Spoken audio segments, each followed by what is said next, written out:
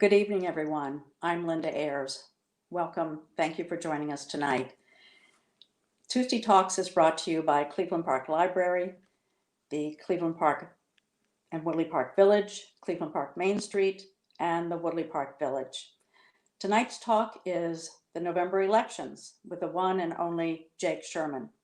Jake is senior writer for Politico and co-author with Anna Palmer of Politico's Playbook, the nation's leading political newsletter. They also co-authored the national bestseller, The Hill to Die On, The Battle for Congress, and The Future of Trump's America. Jake is an NBC and MSNBC contributor, and since 2009, he has covered all the major legislative battles on Capitol Hill and has traveled the country to cover the battle for the control of Congress, which we all know is ongoing. We can't wait to hear what he has to say tonight. So welcome, Jake Sherman. Well, thank you very much. I am thrilled to be back with the library. I like to say that I kind of owe it to the library. Let me just push my screen down a little bit. We're all getting used to these virtual chats. When I wrote The Hill to Die On, I live in Cleveland Park, and I frequently wrote the book, did research, and transcribed interviews, and did a whole host of things from the Cleveland Park Library, from the balcony overlooking Macomb Street. I live on Macomb Street, and from the balcony on Newark Street. So the library is a important part of my story, of the story of the book that I wrote, and that experience. So this is, I guess, paying it forward or paying it back, depending on how you look at it. But again, I'm thrilled to be with you guys, and I'm going to give you kind of a broad overview, and excuse me for having to drink my seltzer, but I'm nursing a little bit of a hoarse voice. But I've recently tested twice negative for COVID in 5 or 6 days, so I'm lucky for that. But so a little bit about me. I've been at Politico since 2009, and I started as in the Politico newsroom as I guess an eager 23-year-old. Gives away my age a little bit. And we were very small. We were a about 50-person newsroom in the corner of the WJLA newsroom in Roslyn, and now Politico is a 500-person behemoth and has newsrooms across the country, not only covering Washington, but we're a news organization that covers everything. That covers state capitals in New York, Florida, Texas, Illinois, California, really all over the country, New Jersey. And increasingly abroad. We have newsrooms in Brussels and Paris and London, in Rome, all over the world. So we've grown into the Albritton family, which owns us, which many of you will know owned WJLA, as I mentioned, and Riggs Bank in DC for many years, has been the owner of Politico for a long time, and I'm very fortunate to them for the experience. As was mentioned at the top, very graciously, Anna Palmer and I, actually, let me reverse for a second here. I am now the author of Politico's Playbook, and I have been since 2016. And Playbook is the franchise newsletter for Politico. It is the front door to the news organization. Many of you might know it. It comes out every morning, 365 days a year, come rain, sleet, or snow, and cold weather and all that stuff. And it is kind of the cliff notes to the day in Washington. And that's it. We have, in the Trump era, have expanded to twice a day because the news climate demands it. And Playbook is, I would say, the number one political newsletter. We're proud of that statistic. We're read all over the White House, Capitol Hill, agencies, law firms, lobby shops, blah, blah, blah. Many of you know that because I hope many of you are readers. In 2017 and in 2016, right after we took over Playbook, I was in election night 2016 was in Janesville, Wisconsin. And by the way, and Linda just reminded me on the chat, we're going to have time for questions. I think you should just leave them in the chat function is my guess, or I'm assuming that's how we're going to get questions. If I'm wrong, I apologize, but there is a way to get questions here. So in the comment section, I am now reliably told. So in 2016, and I'm going to get to this election in a second, but just this is by way of background. I had taken over Playbook and was in Janesville, Wisconsin with Paul Ryan. And when Donald Trump won, his world was turned upside down. And I was kind of in the middle of that. I'd covered House Republicans for a long time. And someone came to me, a talent agent came to me in 2017 and said, why don't you write a book about Congress in the era of Trump? And I thought that was an awful idea. So naturally I did it. And we spent from 2017, Anna Palmer, my co-author, and I, till 2019, writing a behind-the-scenes book about Congress in the era of Trump. It started with Election Day and ended with the government shutdown in the end of 2018, 2019, and Republicans losing the House of Representatives, and Paul Ryan, retiring.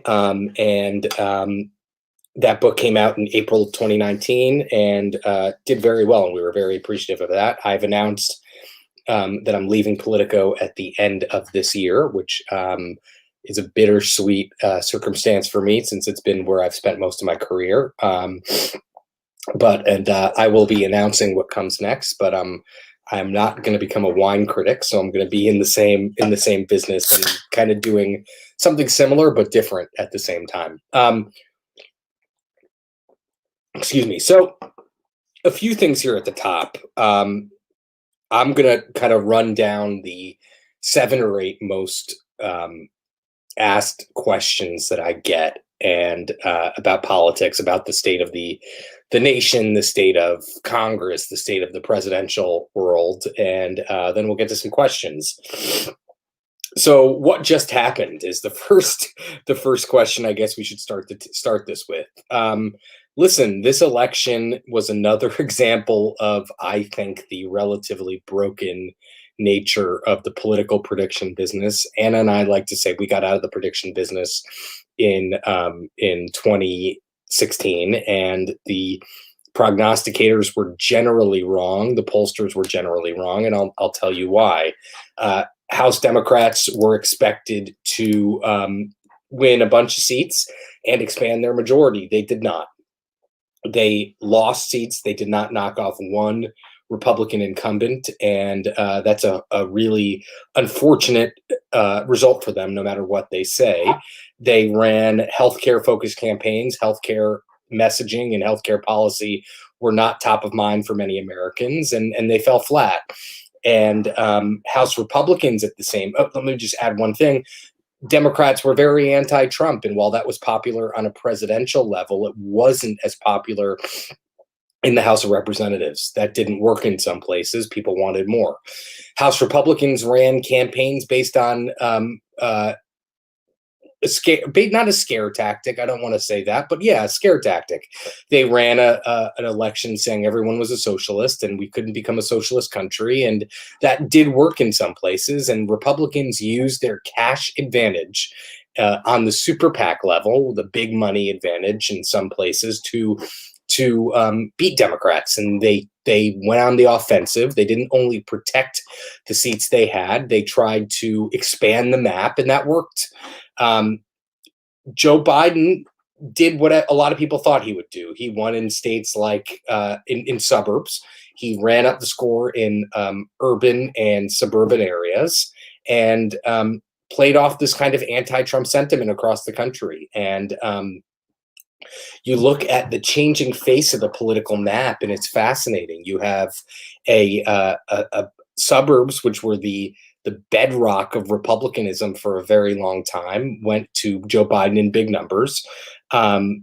The rural and exurban and kind of farther away from the cities, the more red it's got for Donald Trump. And he tried to run up the score there. That didn't work. But if you look at places like Phoenix and Dallas and Houston and Charlotte, the suburbs of all those cities are turning very, very blue very quickly. And I'm sure we'll get some questions about that. I just want to make sure I don't spend any too much time on any topic. Now, the next question is who is going to win the Senate, and I right now, you may know, you probably do know, since we're all Washingtonians, that the Senate is up to two races in Georgia. Between Jon Ossoff and David Perdue, the Republican incumbent, and Raphael Warnock and Kelly Loeffler. And there's going to be an untold amount of money in Georgia on those two seats. And it's the battle of the Senate. The battle for control of the Senate does come down to those two seats. And again, I don't want to be in the prediction business, but you have to assume that the electorate that's going to turn out in a January special election in early January, that is, right after New Year's, is going to be way different than the electorate that turned out in November for Joe Biden. That's just, it seems to be common sense to me and to a lot of operatives. You have to assume that many of the people who voted, or some of the people who voted for Joe Biden over Donald Trump, some of them were Republicans, did so as an anti-Trump vote. And I don't know that that's going to hold up in a special election where people are just bone tired of politics. And the question is, can people like Barack Obama and Donald Trump, frankly, gin up the base? And I don't know that that's going to happen. But I think the thing that you have to keep an eye on over the next 6 to 8 weeks is just the amount of money that's going to go into that Atlanta media market. And this all leads us to the big question of the next 2 years, which is, what is governing going to be like? If we assume that it's a Joe Biden presidency, a Republican House, a Republican Senate, and a Democratic House, which we can assume at this point, I think that there's a lot of things to keep an eye on. Number one, the Senate is going to be up for grabs immediately. 2022, Republicans have a tough map. They have seats up in places like Missouri and Florida and Georgia again. And the question is, does Mitch McConnell see an incentive to cooperate with Joe Biden? And I don't know the answer to that. So let me just project a little bit. We are in the next in January, Joe Biden's going to come into office on Inauguration Day. And the first thing the Democrats are going to want to do, according to almost everybody on Capitol Hill, is some sort of COVID relief package. It doesn't look like that's going to happen in December, in November. And it looks like that's going to be the first agenda item in January and February. So you have to assume that that's going to take several weeks, if not a month, to get done. So that's going to eat up most of February, maybe into March. So you're already at the end of Q1 when you start getting to other items besides COVID relief. And by the way, COVID relief is going to be a massive, massive legislative battle, because the two sides are just in completely different positions. Number one, Republicans want a small targeted package of $500 billion and changes to liability laws and almost no state and local money. And they see improving job numbers and a vaccine on the way, and they don't want to pump $1 trillion into the economy. House Democrats, on the other hand, want $2 trillion of relief and want robust protections for state and local, robust money for state and local governments. They want to tweak OSHA requirements. They want to boost unemployment insurance. They're in two completely different places from where the Republicans are. And Joe Biden has not gotten involved yet. We'll have to see what his involvement is once he comes into the White House. So I am pretty bearish about a COVID relief deal being easy or quick. And then we get into what else Joe Biden wants to do and what else is possible. I think number one, he says he wants to do healthcare, fix Obamacare. I just find that very hard to believe. I think that's going to be a really tough hill for him to climb, so to speak, because Republicans have not been willing or eager to help rework Obamacare. It's not something that they've been interested in. That number two, infrastructure. If I were a gambling man, which I am not, I would say that infrastructure is one area that Republicans and Democrats could get around. Joe Biden has always been somebody who sees infrastructure and government spending as a way out of a fiscal mess, and he showed that in 2009 with the stimulus bill. And I imagine that that he'll do that again, and he'll have support for that on Capitol Hill if he strikes when the iron is hot. I think he has to do that in the first 6 months of the new year of 2021, and he has to, I think, in my estimation, really get Republicans on board early, because if he gives Republicans ownership over infrastructure and over that process, he can get it done. So another question is, what I get a lot is, what is Trump going to do if he loses? And I think it's safe to say, and Kevin McCarthy said this today to a group of reporters on Capitol Hill, if he loses, he's not going anywhere. He's going to want to control the Republican Party for years to come. He's already talking about running again, excuse me, in 2024. I think that's, far from a sure thing. He's going to be 76 years old or 77 years old, and a lot happens in 4 years. But just by saying he's going to run, he freezes the entire field, which is probably what he wants to do. I imagine his anger at the moment at Fox News and at the conservative media sphere is quite palpable if you talk to White House officials. He is going to go to Mar-a-Lago, to his home in Florida, and he is going to live there permanently. He's still going to maintain an apartment in New York. And I imagine he's going to be pitching some sort of media empire for his, whether he's involved in running it or not. He's going to be appearing on television, weighing in on governing, weighing in on Joe Biden, weighing in on legislating. So I don't imagine he's going to go anywhere. Now, I did talk to the president for our book, which came out again in 2019. And he's somebody that is far more interested in the media than he lets on. He's interested in what the media says about him, what the media thinks about him, what's written about him is something that he focuses intently on. And he's somebody who you could understand why he was a very good real estate salesman, but why he's been a bad president is because he's just been, beyond the, I don't want to say bad president, why he's been an ineffective legislative president, because he's had trouble sticking to any topic for more than a day or two. I once got a call from someone in the White House saying, we just can't crack this nut. I don't remember what the legislation was. And they said, how do you do it? How do we get Congress on our side on this? And I thought to myself, like, if they just said the same thing for 2 days in a row, that would be a good development and good progress for them.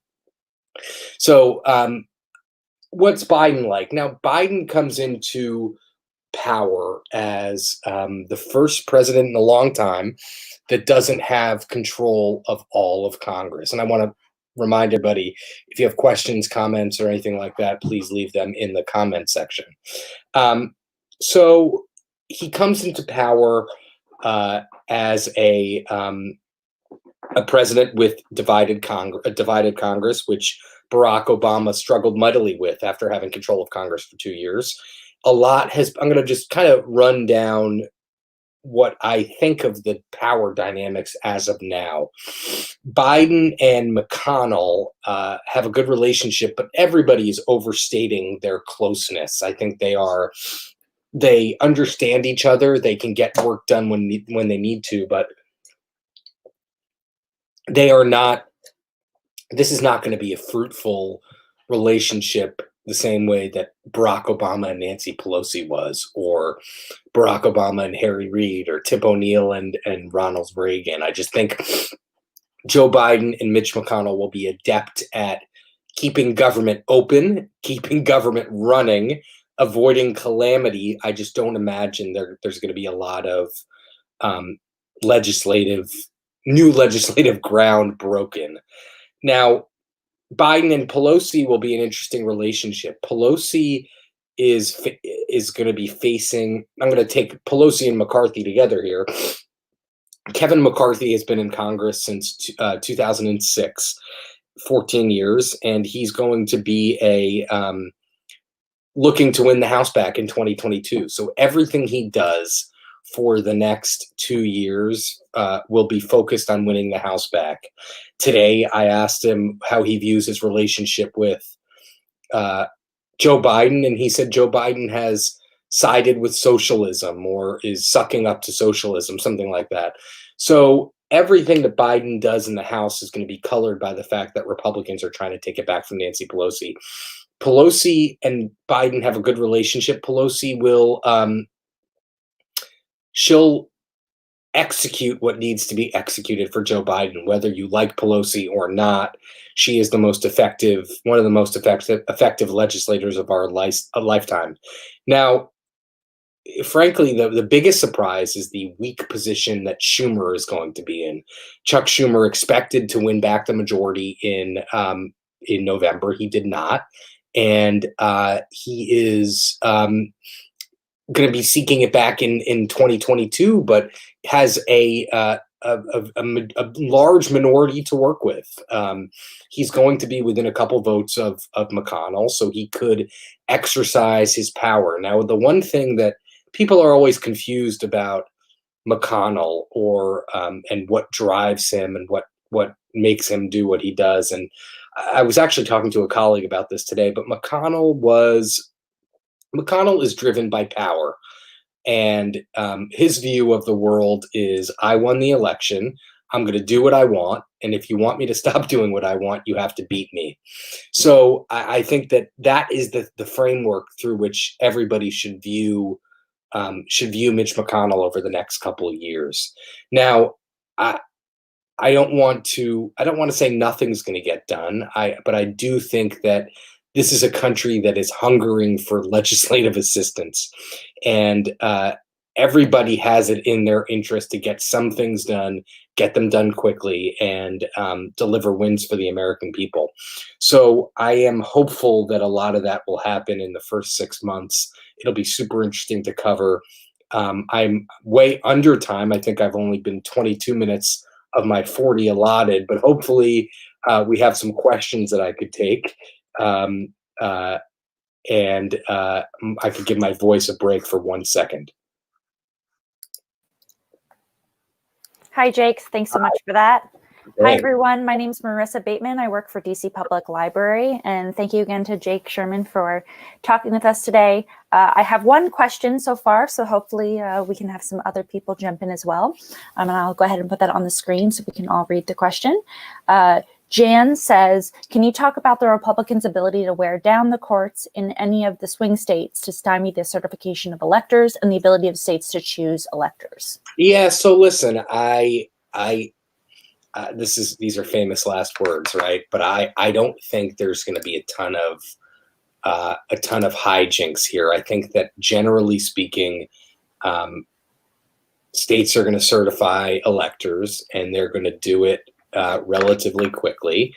And this is famous. I mean, Mitch McConnell said this today, and I think there's some truth to it. Is the beauty of our country, and I think he said beauty a little bit tongue-in-cheek, is that we have 50 different election systems and 50 different sets of rules, 50 different sets of processes, and I think that is a difficult part of our democracy, to be honest with you.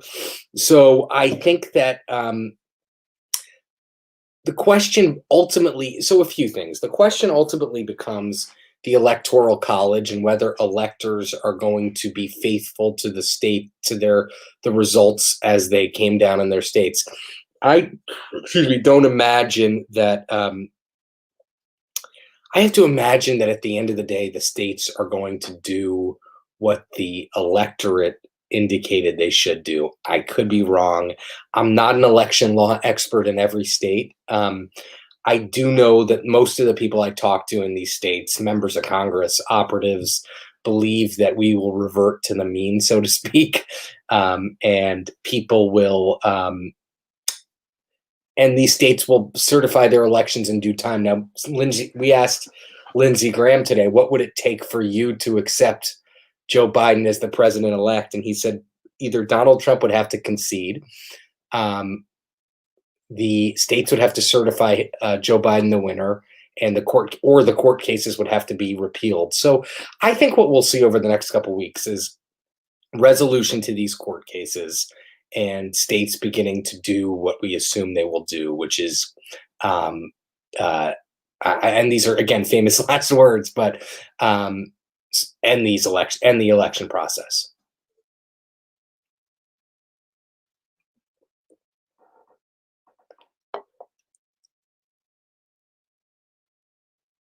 I didn't. Your sound just cut off, but I could see the question on the screen. Oh, sorry, I had myself muted. Sorry about that. Go ahead.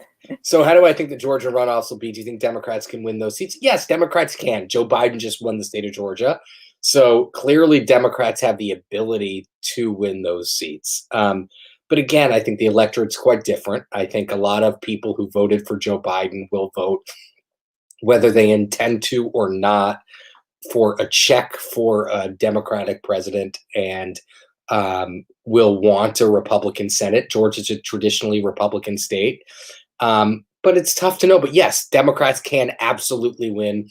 They will not be have a lack of money. There will be hundreds of millions, not hundreds, but tens of millions of dollars in this race, and it's a little bit different when you say the Senate is on the line, right? That's a different message than this seat could decide the Senate. These two seats will decide the Senate, period. So it's going to be a brawl, but I do think a lot of people think Republicans have the advantage, but of course, Democrats could win.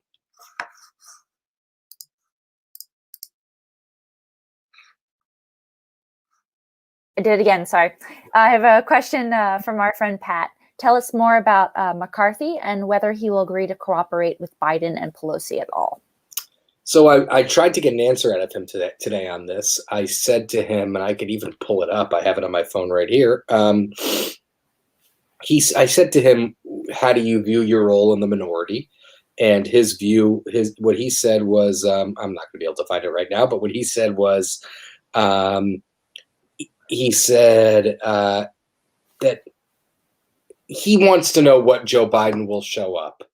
The Joe Biden that everybody holds out as a centrist, or the Joe Biden that in his estimation has caved or cowed to the left. That's his estimation. That's not mine.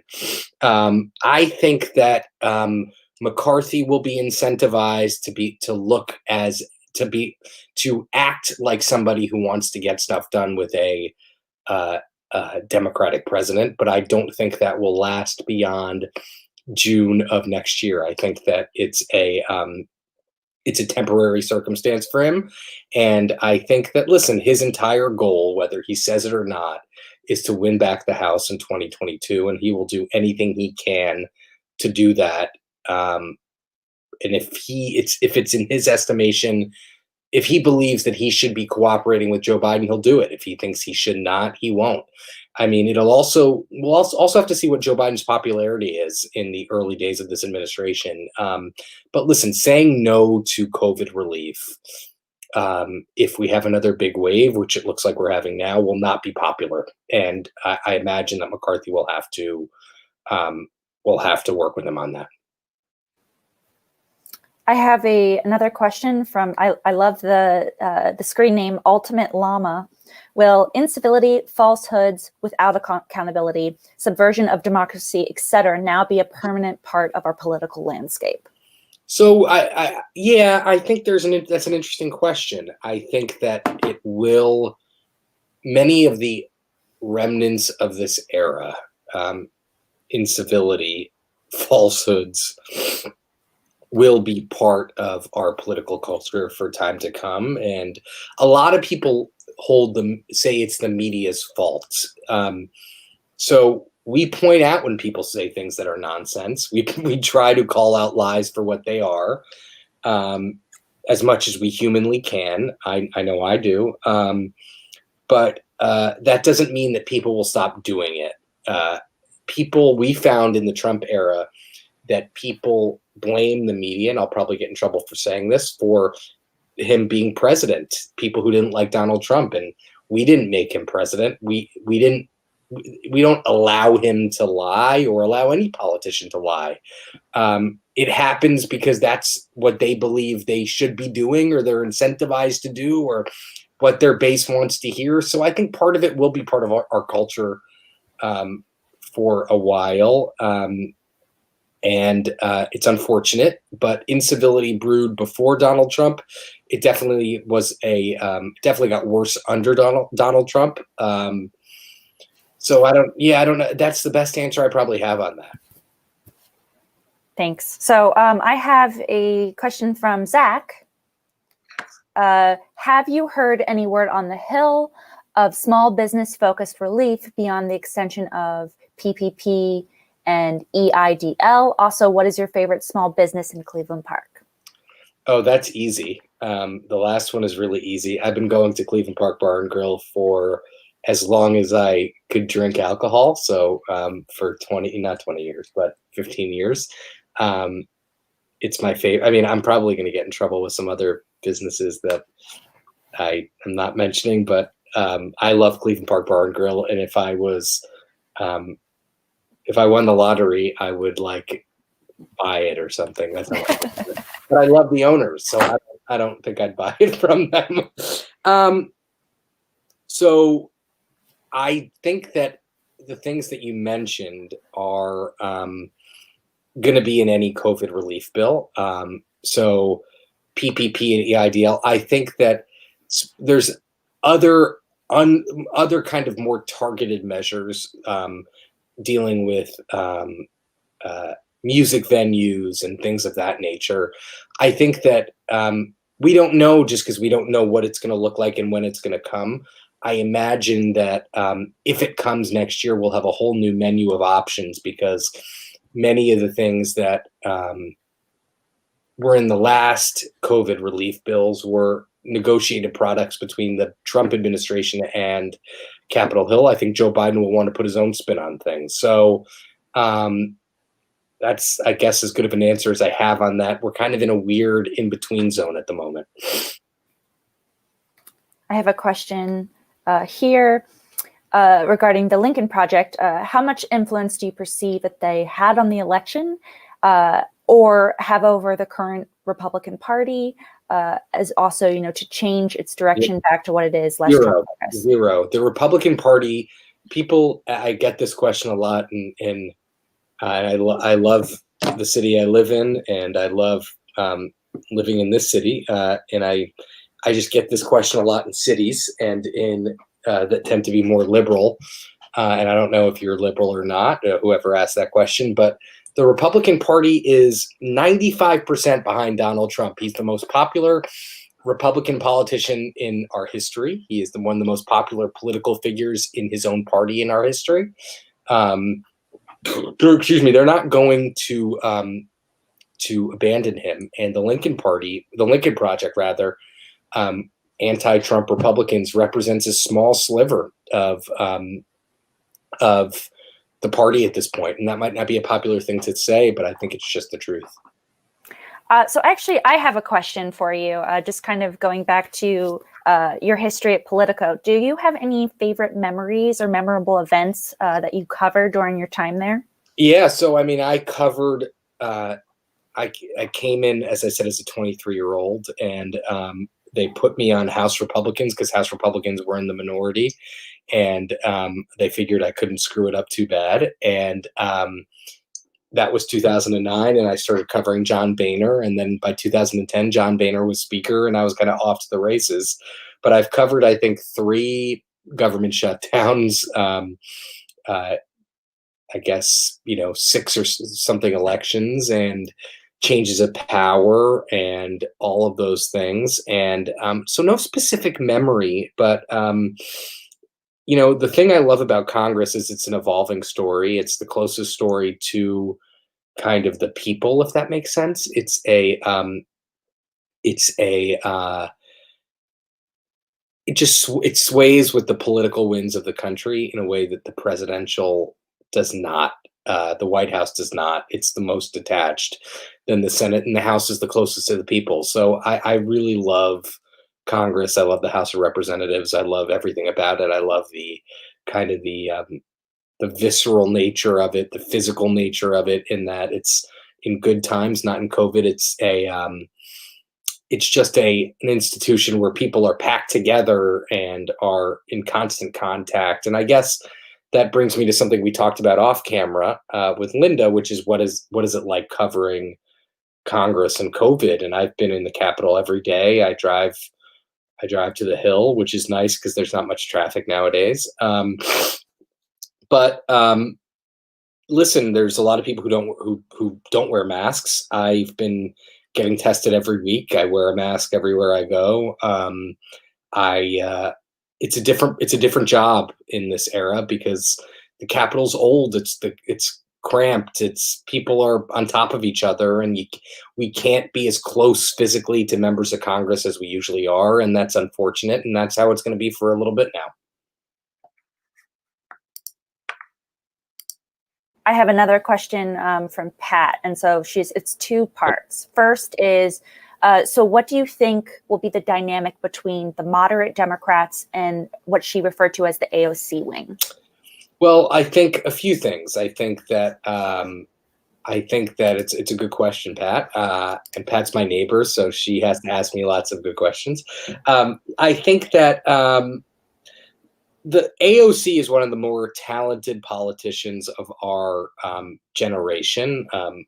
She is, I think, a little bit younger than me, but is I consider her kind of part of my generation. She garners attention like nobody else. She is she's just real talented, but she's not been able to translate that talent to power in the Capitol, in gathering together a group of people to influence the outcome in the Capitol, which I guess might not be her goal.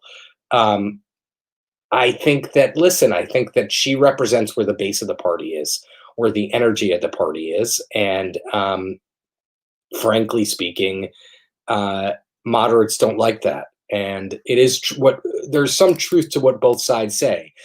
AOC does represent the base, but moderates represent the path to power. Moderates represent where the party is, how to get to the majority. You can't win a House majority just on the back of big city liberals. So I think that's a reality that they'll have to contend with over the next 2 years. But I think that, listen, I think there's going to be a honeymoon period. People are happy that Joe Biden's president and that Donald Trump is out of the White House. Democrats are happy about that. And I think that gives Nancy Pelosi some breathing room. I have a question. Do you think that the national pandemic influenced Trump's loss? And do you have any observations from working on the Hill of how he handled the pandemic? So, yeah, I think he would have had a good chance to win if COVID didn't hit. The economy was up. I think there was an element of voters being tired of Trump. But listen, I think the pandemic hurt him. Obviously, I don't think that's a unique insight. I think that's indisputable. I think I know they thought that they would have won were it not for COVID. How did he handle it? I mean, listen, I think if he came out early and said everyone needs to wear a mask, this would have been a different ballgame. Instead, he played kind of cute with it and said, everyone knows what he said, but he discouraged, at least in some way, shape, or form, the use of masks, and I think that impacted it. And Capitol Hill has become, people follow what he says. Members of Congress go home and talk like he talks, and I think that impacted everything. For talking more, from the Congress standpoint and, more of the down elections, are there any historic moments in this particular election that surprised you or any that you kind of predicted? Listen, I think I was Republicans had to pull an inside straight to keep the Senate, and they did. I mean, they won in Maine, they won in North Carolina, they won in Iowa. I mean, that was a big, and they won in Texas, and that was a big. I mean, goodness gracious, Democrats spent $100-something million to lose to Mitch McConnell and Lindsey Graham. I mean, that is a stunning development. And it shows that, listen, you can't just drop in every 2 years and drop a bunch of money on a Republican and think you're going to beat him. So that was an interesting observation, I think, for me. So let me see if let's go to Pat's second question. She asks, will Mitch McConnell take the position that his most important job is to see Biden as a one-term president? And who's in line to succeed Biden, Harris or someone else? I think Harris has the inside track. I think that's clear. Any vice president does. I think no one will primary her if she chooses to run. I think that's maybe a little bit too bold. I think it would be difficult to primary her if she were to decide to run. And if Biden doesn't run again in 2024, or I imagine he won't run again in 2024.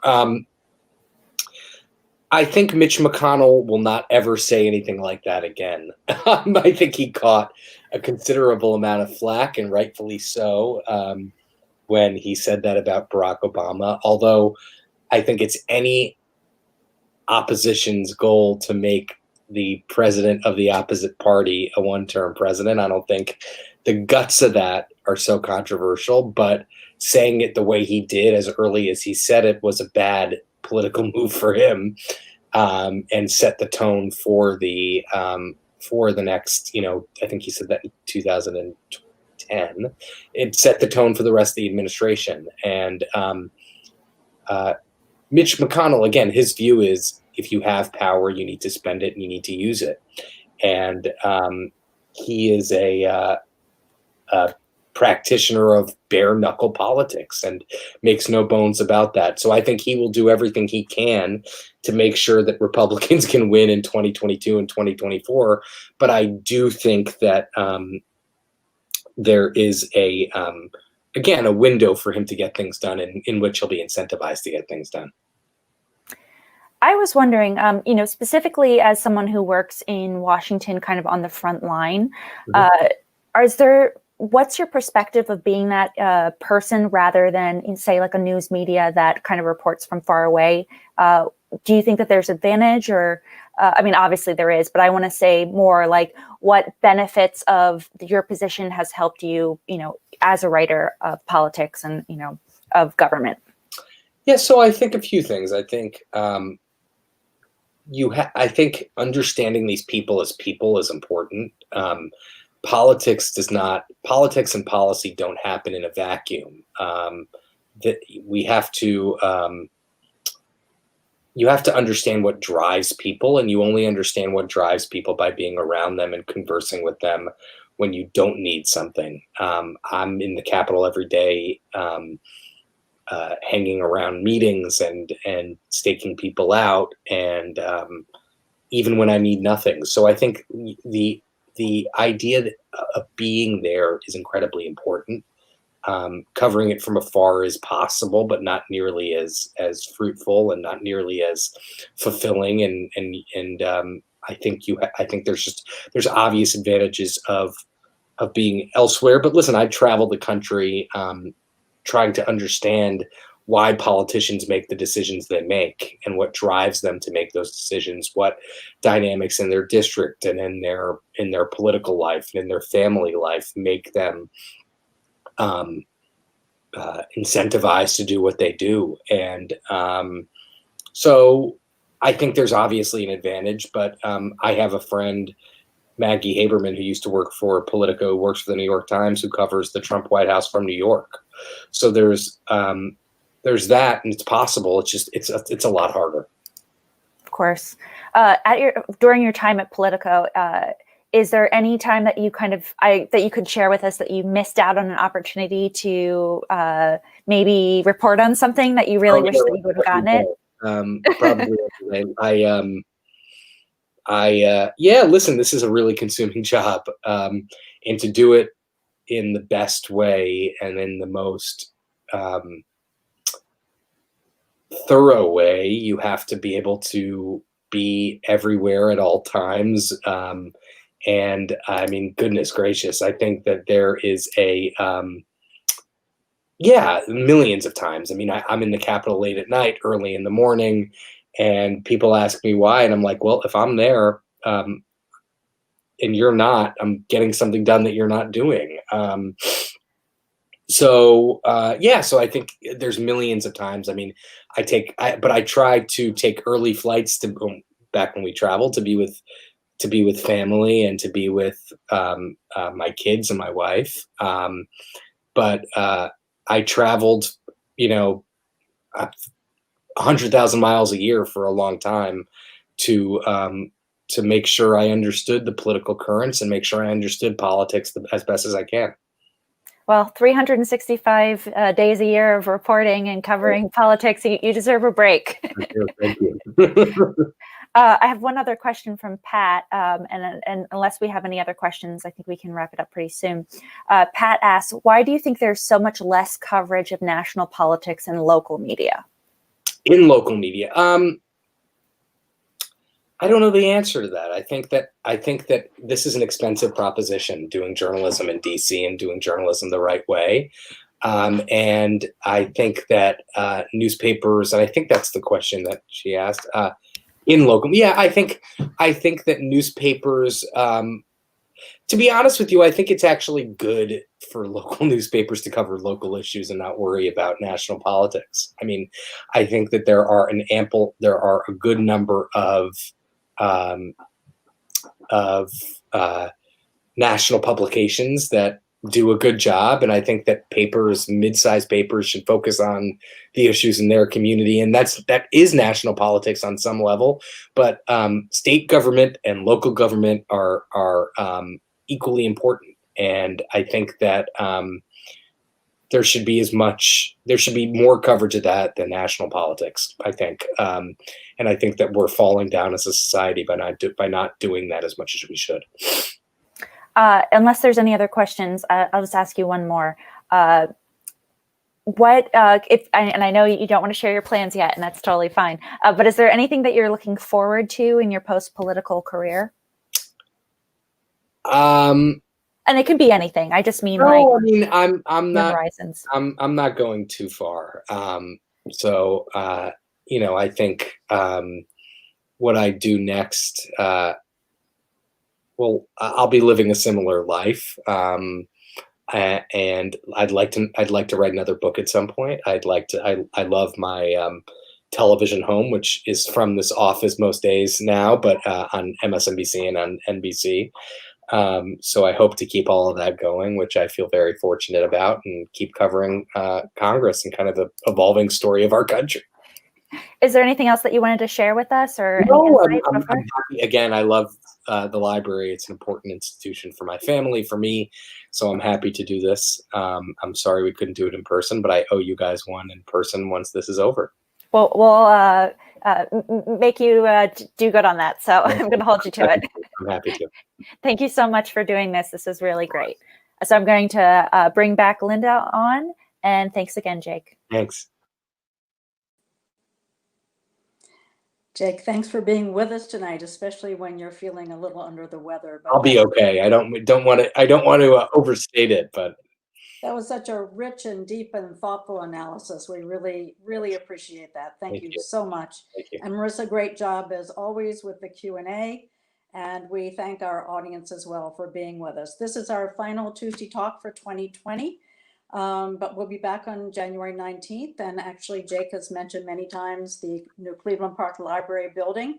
We'll have the design team for that building with us from Perkins Eastman, DC, and they'll talk about the evolution of the concept for the library from first ideas till realization. So until then, happy holidays, everyone, and be well.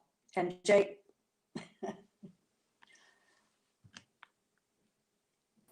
I think we lost Jake. Oh, so Jake, I just wanted to wish him well in his new adventure. Good night, everyone. Good night.